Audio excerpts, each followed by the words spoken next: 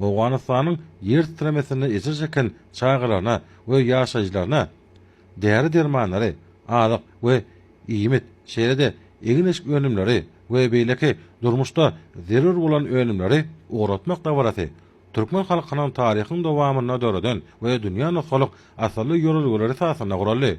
Erkwata halkymyň asly däplerini dowam etmek, şunda helakçylyk zerarly ejer çeken adamlara, aýratynda çağılara insan perwerlik kömegini uğratmak, hormat prezidentimiz arkadaly gahryman serdarymyzyň alyp barýan we durmuş ugurly döwlet syýasatynyň iler tutulýan ugurlarynyň biridir.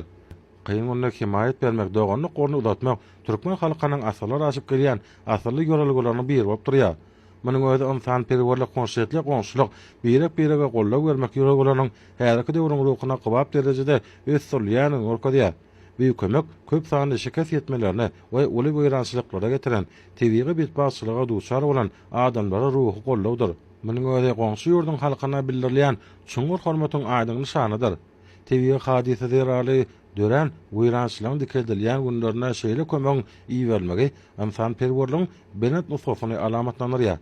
Häzirki döwürde hormat prezidentimiň başdanlygyna konşetlik, goňşuluk, oňyn betaraplyk, netijeli halkara hyzmatdaşlyk gatnaşyklaryny ösdürýän garaşsyz betarap Türkmenistan halkara gatnaşyklary özara hormat goýmak hemde naşmak ýolgulary sasyny ösdürýär.